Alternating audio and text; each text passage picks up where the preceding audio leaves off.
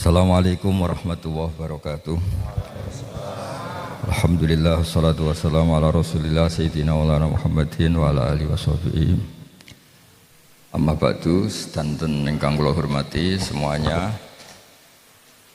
Ini wonten Gus Sofur, Pak Sutrisno sedanten dari Pertamina, hadirin yang saya hormati. Ini ngaji maksimal 1/4 jam, tapi sudah masuk surga ini. Karena kata Gus Sofur itu tadi 5 menit. 5 menit masuk surga, ini saya 15 menit.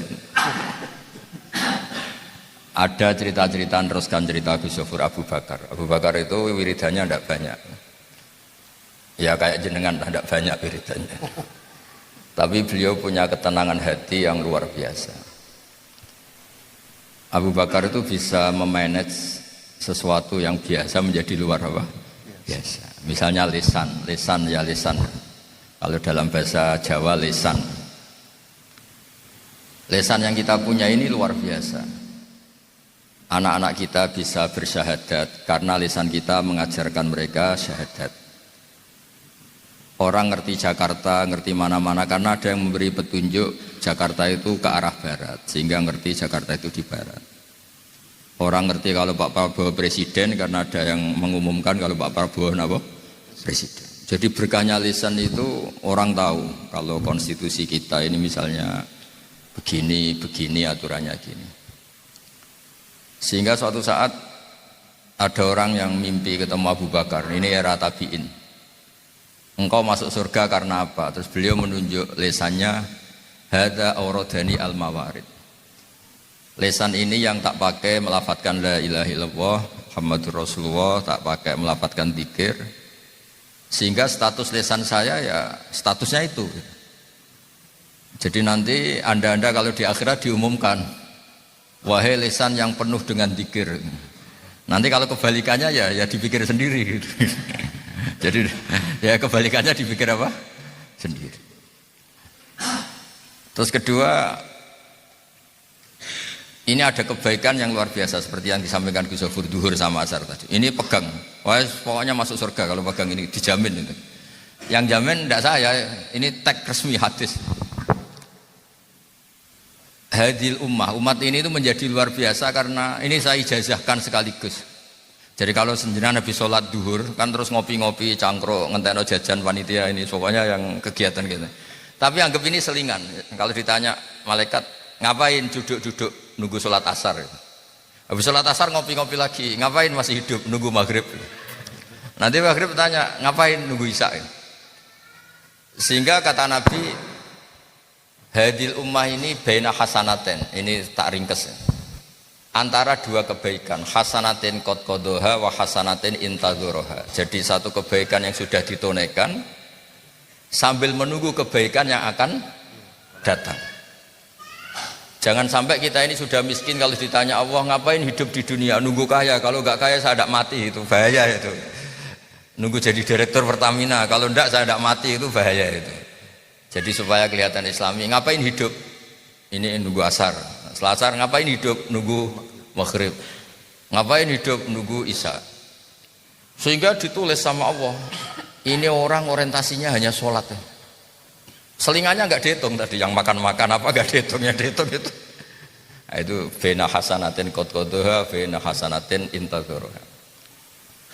Terus ada khauf. Khauf itu rasa hati-hati. Ini umat juga kata Nabi, meskipun ini disarikan ulama, bena makhofaten, antara dua ketakutan. Satu, dengan amal kita yang sudah kelewat, kita tidak pernah tahu itu diterima apa enggak. Dengan masa depan kita ini ditakdir tambah baik apa tambah jelek. Makanya itu disebut bainal khaufi war roja. Jadi ada misalnya kita sekarang baik kan nggak ada jaminan sampai nanti baik. Yang sekarang jelek juga nggak ada jaminan nanti jelek terus. Itu yang menjadikan makhofaten, satu rasa hati-hati. Karena hidup itu nggak jelas. Ada orang yang karirnya bagus, prestasinya bagus, malah pimpinannya sentimen malah dipecat. Ada orang yang gobloknya agak ketulungan, justru ketok goblok itu malah dipercaya. Makanya orang goblok itu harus bersyukur. Kadang-kadang berkahnya goblok itu yang percaya. Saya itu punya teman itu bendaranya orang kaya. Tak tanya kenapa kamu jadi bendara? Berkahnya goblok. Justru berkahnya goblok itu bisa dipercaya. Kalau pinter itu nantinya ini. Makanya pinter banget itu ya tidak enak itu karena terus itu ya jadi saingan. Gus Ofur punya teman juga teman saya itu macam muin pinter tapi nggak punya uang. Akhirnya jadi guru di yayasan. Yang punya yayasan orang kaya. Itu kalau nggak ngajar di SP. Nanti ya kalau kamu nggak disiplin tak pecat. Jadi sekarang kiai itu pakai SK repot. Profesor ya sama gitu kerja di pabrik yang punya orang kaya sering di SP. Padahal dia profesor ahli apa, tapi karena karyawan ya tetap saja di SP diangkat diberhentikan. Nah dari cerita itu kata Nabi Musa pernah tanya, ya Allah, kenapa banyak orang bodoh mimpin orang pinter? Ini kan unik. Kenapa di dunia itu banyak orang bodoh mimpin orang pinter?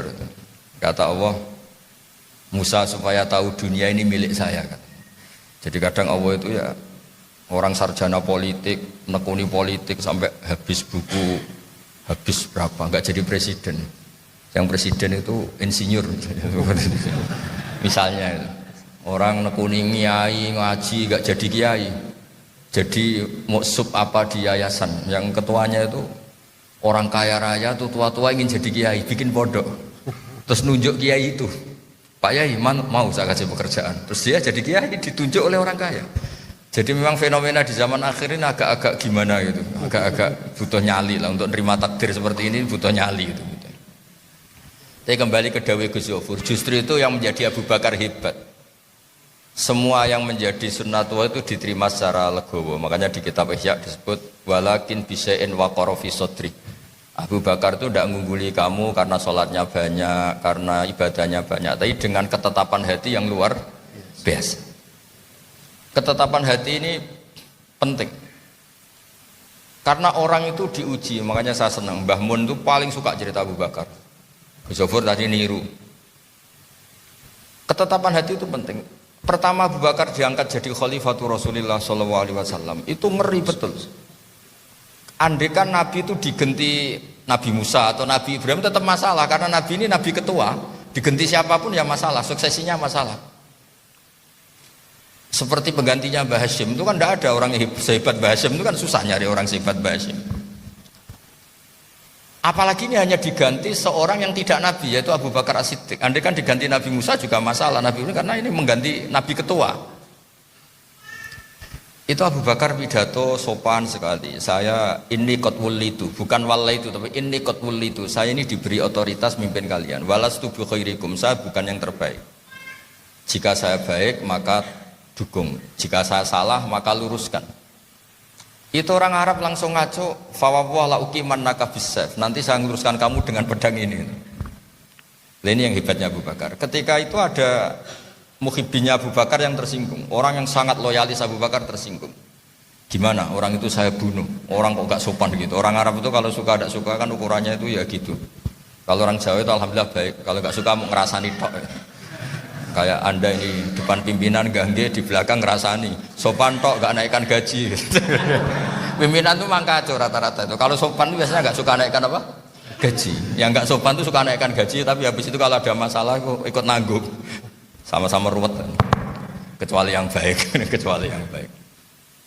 Itu hebatnya Abu Bakar. Ketika ada orang yang komplain, karena ini Abu Bakar nanti pada akhirnya jadi torekoh besar, torekoh As-Siddiqiyah. As-Siddiqiyah yang torekoh yang tadi diceritakan Gus Yofur. Gimana orang itu tak bunuh, gimana orang kok gak sopan gitu sama jenengan. Itu di teks hadis-hadis disebut faka'an nasubba ala wajihi ma'un barid. Emosinya Abu Bakar yang tadi tersinggung itu langsung reda. Terus beliau bilang laisa dzalika li ahadin ba'da Rasulillah sallallahu alaihi wasallam. Orang disalahkan gak boleh, itu hanya Nabi. Saya ini hanya Abu Bakar, gak perlu orang yang menyalahkan saya kena sanksi kayak dibunuh, di penjara. Saya ini manusia, bukan Nabi yang maksum. Makanya menurut saya dengan Gus Yofur itu ngiyai rileks. Karena kita tidak pernah merasa setingkat Mbah Maimun, setingkat Mbah Hashim. Jadi kalau disalahkan ya kita kan tidak Mbah Mun, tidak Mbah Hashim. Makanya kalau pimpinan ya gitu, kalau disalahkan saya kan tidak menterinya, saya kan hanya direktur apa gitu. Jadi kalau ada ini kenapa BBL lengkap, saya kan hanya direktur bukan menteri.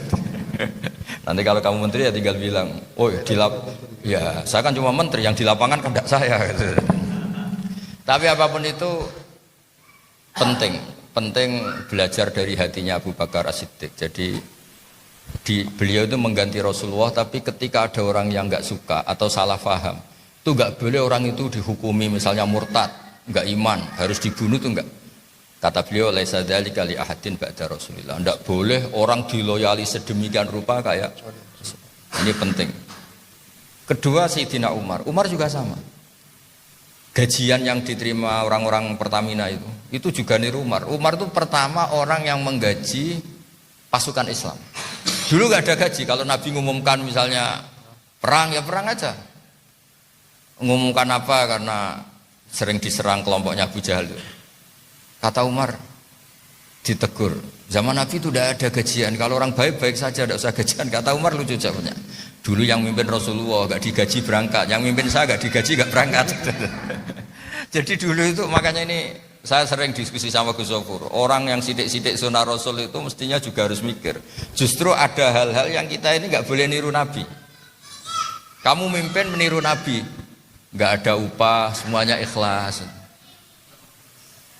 Tapi Nabi kan menarik, orangnya ganteng menarik. Orang tuh ikut Nabi itu seneng. Sudah gitu dijamin surga. Kalau ikut kamu gak digaji, gak dijamin surga. Terus wongnya mantel no itu, serainnya gak menarik, perilakunya gak menarik, kan ya berat itu.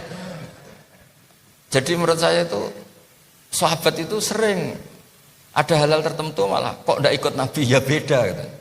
Ya termasuk tadi Abu Bakar. Diloyali orang seloyal itu malah beliau gak siap.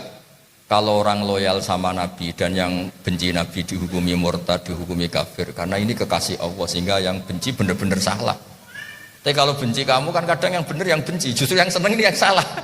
Karena orang problem sehingga yang benar malah yang benci, kan repot. Kalau kita kan bisa aja yang benci kita malah yang benar. Repot kan kita ini. Jadi bisa aja kan. Wong kita tidak selalu benar dalam mengambil keputusan. Jadi yang benci malah yang benar.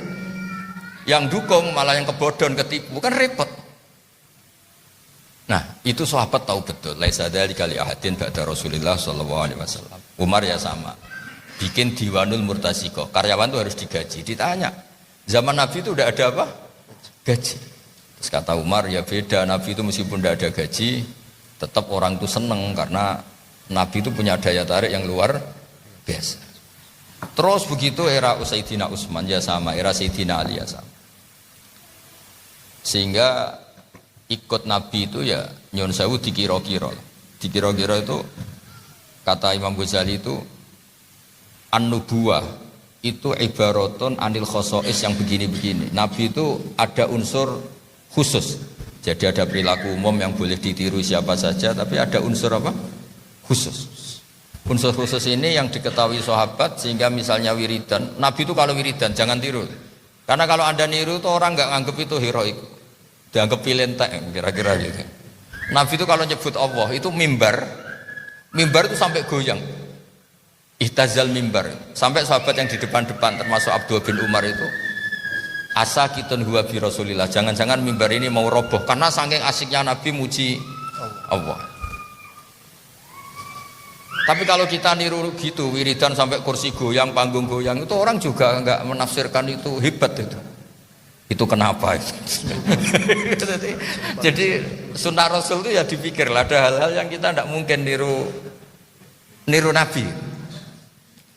Nah itu tadi yang benar Gus Sofur itu hebatnya Abu Bakar. Ketika ada loyalis yang mau bunuh, yang komplain Abu Bakar, itu Abu Bakar ngendikan laisa dzalika li ahadin ba'da Rasulillah sallallahu alaihi wasallam.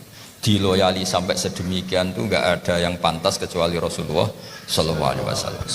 Sehingga era sahabat itu Abu Bakar, Umar itu sudah mulai menerima perbedaan. Era apalagi era modern, era demokrasi kayak perbedaan itu. Saya dengan Gus Sofur mulai kecil berteman, tapi ya beda sekali. Tapi ya sama karena ya beda itu berkah. Karena kalau saya sama ya malah repot, kebutuhannya umat kan banyak. Justru kiai yang macam-macam itu Saya bayangkan ini bayangkan. Kiai yang habis maghrib sampai isya itu wiridan sampai isya dengan kiai yang ngopi-ngopi itu. Kalau madhab saya itu ya hebatnya kiai yang ngopi-ngopi. Kiai yang wiridan mulai subuh sampai duhur sama yang ngopi-ngopi itu. Asal tidak milih bakul yang paling cantik tidak ya, yang normal. Yang normal ngopi-ngopi normal itu. Karena begini, andai kan semua orang itu soleh habis subuh wiridan sampai duhur sampai asar. Mungkin yang mau masuk Islam nggak jadi. Wah kok repot gitu Islam. Berkahnya kiai-kiai yang habis subuh terus ngopi cangkruk terus wae duhur gak pati qobliyah ba'diyah santai lagi. Loh, kok enak Islam tuh? Kayaknya gak apa-apa masuk Islam itu. Jadi Islam itu gak dianggap problem itu. Nah itu tadi yang dimaksud Gus Zofur, kuantitas itu kadang ya bikin masalah baru karena ketika kita terlalu banyak secara lahir wiridan terus itu. Ukurannya jangan kamu sendiri. Orang mau masuk Islam terus tolak ukurnya melihat perilaku Anda. Wah kok repot itu. Ini kalau saya disuruh baca tasbih, terus kapan saya ngurusi ekonomi saya kan nggak jadi masuk Islam. Tapi kalau melihat pegawai Pertamina itu kan ya berburu uang, macak, gaya gitu. Kadang naik helikopter pejabatnya itu kan kayak keren gitu. Karena kayak terus, weh ternyata orang Islam boleh kaya toh. Kan terus kayak enak gitu. Jadi kayak ada problem gitu. Jadi saya memang nggak pernah biasa serius, tapi saya pastikan yang dikatakan Beliau tadi benar. Jadi memang Abu Bakar itu mengungguli kalian tidak karena banyak ibadahnya, tapi walakin bisein wa qarafi sodri, itu redaksi yang di kitab Ihya. Makanya saya mohon meskipun jenengan kelihatan makan, tapi makan itu lebih penting ketimbang Anda jadi presiden, jadi menteri, jadi kiai besar. Orang nggak jadi kiai besar tetap hidup, tapi kalau nggak makan itu mati. Orang nggak jadi presiden tetap hidup, kalau nggak makan itu mati. Makanya nikmat tertinggi ya makan itu. Dan kita sudah makan, berarti punya nikmat apa? Tertinggi. Sudah gitu aja sudah. Loh, itu betul, saya ada guyon. Itu yang dikatakan Gus Zofur tadi benar. Ada hadis, Inna waha la yardo anil abdi idza akalal aklata fayahmaduhu alaiha aw yasroba sorba fayahmaduhu alaiha. Allah itu sangat ridho kalau ada hambanya makan satu kunyahan kemudian dia bersyukur, minum satu teguhan kemudian dia bersyukur. Jadi untuk jadi wali itu ya sudah cukup makan-makan terus. Tapi kasihan panitia kalau dihabiskan nanti gak keduman itu. Jadi saya mohon agama ini menjadi gampang, menjadi ringan sehingga tidak harus beragama itu meninggalkan karir, beragama itu meninggalkan prestasi-prestasi duniawi itu enggak. Agama ini fid dunya hasanah wa fil akhirati hasanah. Ya saya kira demikian. Assalamualaikum warahmatullahi wabarakatuh.